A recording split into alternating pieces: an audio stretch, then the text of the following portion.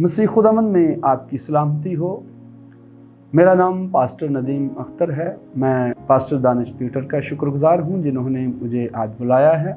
और मैं पढ़ना चाहूँगा रोमियो के नाम पौलुस रसूल का ख़त और उसका 12वां बाब और उसकी पहली आयत से लिखा है, बस ऐ भाइयों, मैं खुदा की रहमतें याद दिलाकर तुमसे इल्तमास करता हूँ कि अपने बदन ऐसी कुर्बानी होने के लिए नज़र करो जो जिंदा और पाक और खुदावंद को पसंदीदा हो।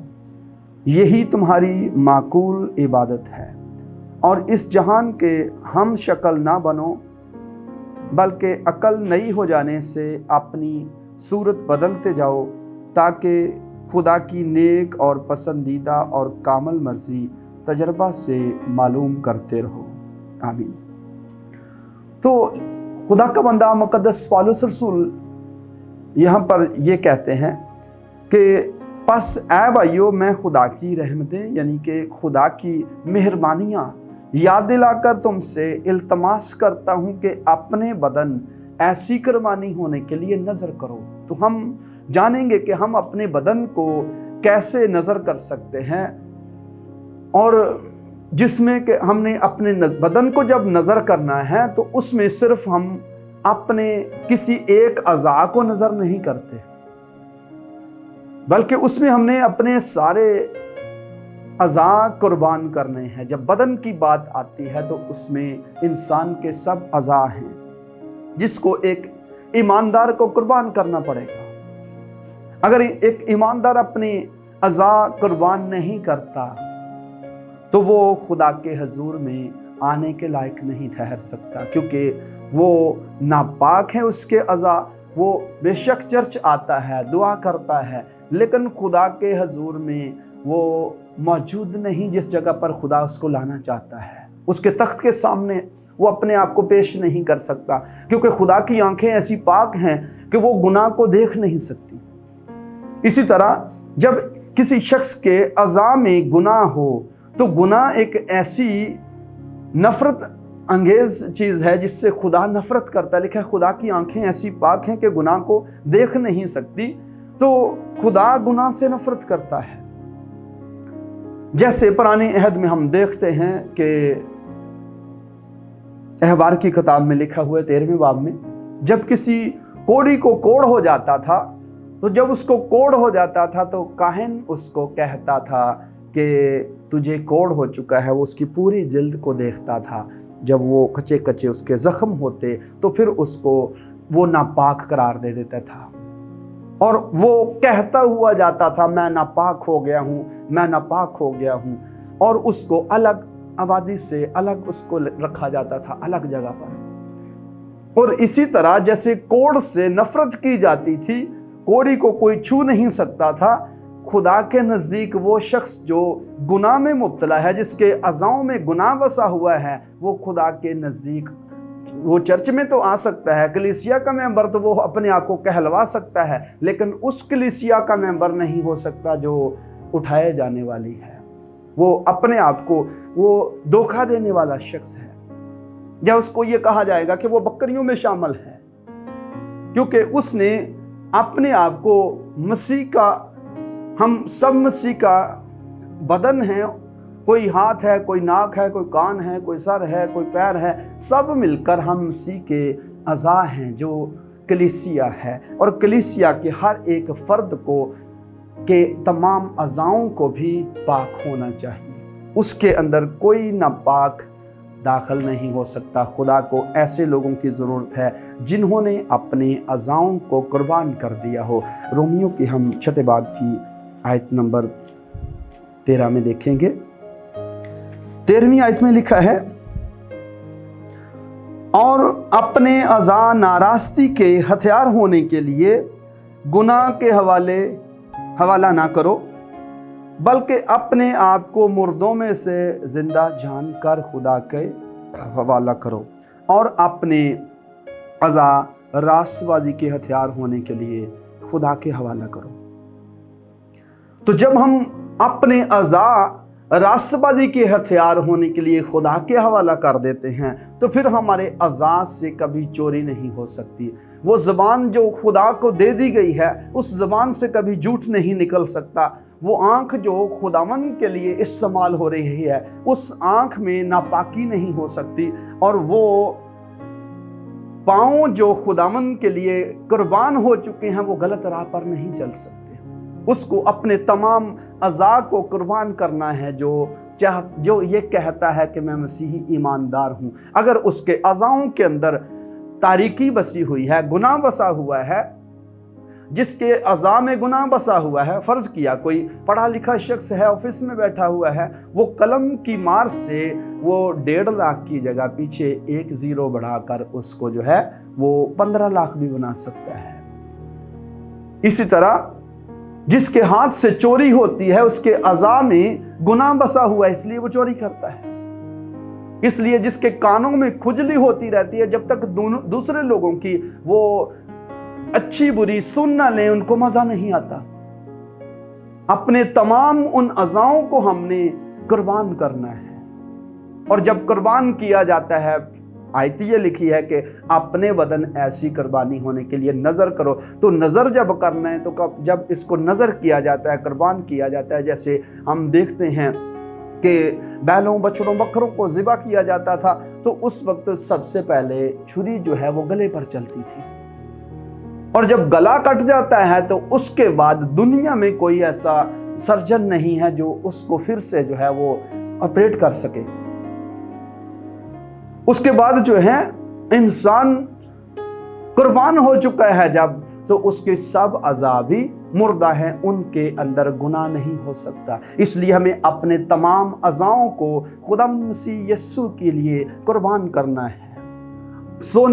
सुनहरी कुर्बान का जो खुदा के तख्त के सामने है, उसके ऊपर हमने अपने आप को पेश करना, अपने बदनों को कुर्बान करना है। और जब बदन हमारे कुर्बान हो जाते हैं, तो कोई जिसने अपने बदन को कुर्बान कर दिया है, वो शख्स गुनाह नहीं कर सकता, उसके अज़ा में गुनाह नहीं हो सकता।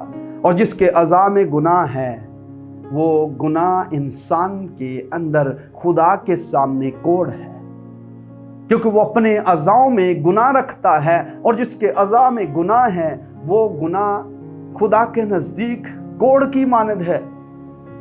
कोई गुनौना शख्स आसमान की बादशाही में दाखिल नहीं हो सकता। आज कोई भी गुनाह करता है इंसान, गुनाह करने के बाद फिर जो है वो कहते हैं खुदा के फजल के नीचे आ जाओ, यीशु के लहू के नीचे आ जाओ। तो क्या अब फजल का दौर आ चुका है? तो फजल के दौर में क्या इंसाफ खत्म हो चुका है? फजल के दौर में भी लोग क्या करते हैं, ये गलत सोच दे देते हैं। अंदर जैसी भी सोच चल रही है, आपके अज़ा जो भी कर रहे हैं, आपकी आंखें जैसी भी हैं, अच्छा देखो या बुरा देखो, आपका ये ईमान होना चाहिए कि मैं मसीह पर ईमान रखता हूं। और इस ईमान के साथ कोई शख्स खुदा के सामने वो कामिल नहीं हो सकता। ऐसे ईमानदारों की खुदा को ज़रूरत नहीं। जब हम मकाशफा की किताब को पढ़ते ही हैं, शुरू में ही तो लिखा है कि इस नबूवत की किताब के पढ़ने वाले, सुनने वाले और जो कुछ इसमें लिखा है उस पर अमल करने वाले मुबारक हैं। बाइबल के हम तमाम नए अहद को हम देखते हैं, तो तमाम बातों के ऊपर गौर जब करते हैं, तो बाइबल हमें कहती है कि हमने अमल भी करना है। फजल के दौर में आकर ये नहीं कि अमल ख़त्म हो चुका है, हाँ हम मसीह पर ईमान लाने से मुफ्त में रास्तबाज ठहराए जाते हैं, लेकिन ऐसा भी नहीं कि नए अहद में आके इंसान को गुनाह की इजाज़त मिल गई है। क्योंकि रोमियो के 6 बाब की पहली ही आयत में लिखा है, बस हम क्या कहें, क्या गुनाह करते रहें ताकि फजल ज़्यादा हो? हरगिज़ नहीं, हम जो गुनाह के एतबार से मर गए, आइंदा को क्यों कर उसमें जिंदगी गुजारें। जो शख्स मर चुका है वो आइंदा को गुनाह में जिंदगी नहीं गुजार सकता। बाइबल उसको इजाजत नहीं देती। और खुदा के नजदीक अगर वो गुनाह करता है, 4 दिन दुआ में ठहरा है, 5वें दिन अगर फिर गिर गया है, फिर तौबा कर लेता है, या महीना एक खुदा के साथ चलता है और 1 महीने के बाद फिर उसके अंदर जो है गुनाह आ जाता है, फिर वो गुनाह करता है, और जैसे ही वो महीना चलता है, महीने के बाद फिर जो है वो फिर गुनाह में गिर जाता है तो फिर वापस वो 0 लेवल पे आ जाता है। उसको मतवातर खुदा में बने रहना है, उसको अपने अज़ाओं को कुर्बान करना है, तब वो आगे बढ़ सकता है। अगर कोई शख्स अपने अज़ा कुर्बान नहीं करता तो वो आगे नहीं बढ़ सकता। इसलिए हमें अपने अज़ाओं को कह देना है, अपने हाथ से कह देना है कि तुझे खुदावंद के लिए इस्तेमाल होना है, इसको जो है चोरी के लिए इस्तेमाल नहीं करना, अपनी ज़ुबान को दुनिया के लिए हमें इस्तेमाल नहीं करना, क्योंकि बाइबल कहती है कि तुम्हारी गुफ्तगू कैसी हो गोया खुदा का कलाम। तो हमारे लबों पर खुदा का कलाम होना चाहिए, ना कि हम दुनिया की बातों में वक्त गुजारें। इसलिए हमें अपने अज़ा नाराज़गी के हथियार होने के लिए गुनाह के हवाले नहीं करने, बल्कि हमें अपने अज़ाओं को रास्तबाजी के हथियार होने के लिए खुदा के हवाला करना है। तो जो अपने अज़ा खुदा के हवाला कर देता है, उसी के लिए जो बाइबल में लिखा हुआ है, यूहन्ना के 3 बाब में, यूहन्ना का खत पहला उसके 3 बाब की नामी आयत में लिखा है, जो कोई खुदा से पैदा हुआ है वो गुनाह नहीं करता, क्योंकि उसका तुख़्म उसमें बना रहता है, बल्कि वो गुनाह कर ही नहीं सकता क्योंकि खुदा से पैदा हुआ है। अब जो शख्स खुदा से पैदा हो गया है उसके अज़ा में गुनाह नहीं बसता, इसलिए कि उसने अपने आप को कुर्बान कर दिया है। और जिसने कुर्बान कर दिया है फिर उसके अंदर वो जिंदगी का कलाम जो खुदा का तुख़्म है वो उसके अंदर रखा गया है, यहाँ तक कि उसका डीएनए बदल कर वो खुदावंद मसीह यीशु वाला डीएनए उसके अंदर होता है। जो यीशु मसीह के अंदर डीएनए है उसका डीएनए वही हो जाता है उसके। जैसे हम देखते हैं इंसान का जो डीएनए है उसके अंदर जो डीएनए के उसके अंदर उसके बाप की सारी खूबियां होती हैं। इसी तरह जब हम यीशु मसीह को कबूल कर लेते हैं जो खुदा का बेटा है तो उसके अंदर वही औसाफ पाए जाते हैं जो यीशु मसीह के अंदर थे, और यीशु मसीह के अंदर बाप के औसाफ थे। और वही औसाफ जब हम यीशु मसीह को कबूल कर लेते हैं तो वो हमारी ज़िंदगी के अंदर आ जाते हैं। यीशु मसीह के वस्फ हमारी ज़िंदगी के अंदर होते हैं। रोमियो के 8वें बाब की 29वीं आयत में लिखा है, क्योंकि जिनको उसने पहले से जाना उनको पहले से मुकर्रर भी किया कि उसके बेटे के हम शक्ल हों, ताकि वो बहुत से भाइयों में पहलौठा ठहरे। तो यीशु मसीह बहुत से भाइयों में पहलौठा किस एतबार से है? मुर्दों में से जी उठने के एतबार से यीशु मसीह पहलौठा है। और जो पहलौठा है, जैसे ये बड़ी उंगली है, ये समझो कि पहलौठा है जो सबसे बड़ा है, तो इसी तरह छोटों को भी उसी सूरत पर डलना है। अगर हम जो छोटे हैं यीशु मसीह की सूरत पर नहीं डल रहे, रोज बरोज उसकी सूरत पर नहीं डल रहे, जैसा कि हमने रोमियो के 12वें बाब में भी पढ़ा है, उसकी दूसरी आयत के अंदर लिखा है, और इस जहान के हम शक्ल ना बनो बल्कि अकल नई हो जाने से अपनी सूरत बदलते जाओ, ताकि खुदा की नेक और पसंदीदा और कामल मर्जी तजर्बा से मालूम करते रहो। तो तजर्बा से हमने खुदा की नेक और पसंदीदा और कामल मर्जी तजर्बा से मालूम करना है। तो कैसे कर सकते हैं? जब हम अपने बदन को और बदन के तमाम अज़ा जो हैं उनको कुर्बान कर देते हैं। अगर हमारा हाथ लिखा है, अगर तेरा हाथ तुझे ठोकर खिलाता है तो उसे काट डाल। टुंडा होकर आसमान की बादशाही में दाखिल होना तेरे लिए इससे बेहतर है कि 2 हाथ रखता हुआ तू आग के जहन्नम में डाला जाए। अगर तेरी आंख तुझे ठोकर खिलाती है तो उसे निकाल फेंक। तो वो अज़ा जो हमें ठोकर खिलाते हैं उनको काट डालना है। तो अज़ा काटे तो नहीं जाते। हाँ, वैसे किसी को शुगर हो गई है तो उसके सबब से तो अज़ा कट जाता है। वो भी अगर इंसान ने खुदा के हवाले किया हो तो वो कट नहीं सकता। खुदा कहता है झूठ ना बोलो, खुदा कहता है गुनाह ना करो, खुदा कहता है कि रास्तबाज बनो, खुदा का कलाम ये कहता है। तो अगर कोई शख्स रास्तबाज नहीं ठहरता, खुदा यीशु मसीह को जो रास्तबाज है उसको कबूल करके रास्तबाज नहीं ठहरता, अपनी ज़िंदगी के अंदर गुनाह और झूठ रखता है, तो वो डॉक्टर की रिपोर्ट को तो मान लेता है। डॉक्टर साहब कहते हैं जी आपको शुगर हो गई है, उसने कबूल कर लेना। फिर उसके बाद जब वो और ज़्यादा हाई लेवल की हो जाती है, 300, 350, 400 तक चली जाती है, 450 तक चली जाती है, तो मैं ऐसे ही एक अपने रिश्तेदार के बारे में जानता हूँ। उसको बताया गया, तालीम दी गई, साथ वाले एक शख्स ने तालीम पाली, वो बपतिस्मा भी ले गया। उसने कलाम सुनाया, उसको तालीम दी गई। उसने कहा पास्टर साहब मैंने कल बपतिस्मा लेना है। तो 2 दिन के बाद 4 दिन के बाद बारिश हो रही थी, बाहर निकला, उसके पाँव में जख्म हो गया और उसके सबब से उसका अंगूठा कट गया। और वो टालता रहा, कहता है मैं कौन सा गुनाह कर रहा। और जब उसने कहा मैं कौन सा गुनाह कर रहा हूं, मैंने कहा आप देखो मर्जी है आपकी। फिर भी तो दूसरे शख्स ने जो साथ बैठा हुआ, तो उसने बोला पास्टर साहब मैंने बपतिस्मा लेना है। उसने ले लिया, और जिसको सुनाया जा रहा था उसने नहीं लिया, उसने अपना अज़ा कटवा लिया नाफरमानी करके। अगर कोई अपने अज़ा खुदा के हवाले कर दे तो अज़ा कट नहीं सकता।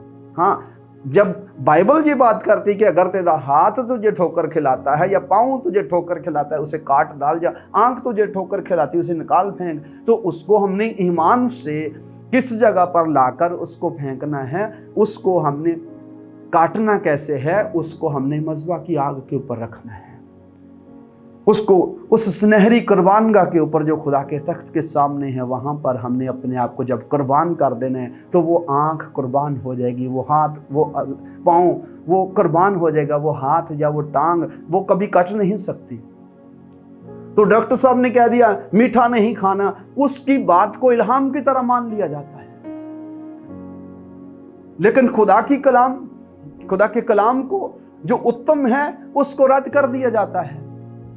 और जब कोई शख्स खुदा के कलाम को रद्द कर देता है तो दुखों और मुसीबतों और बीमारियों का उसको सामना करना पड़ता है।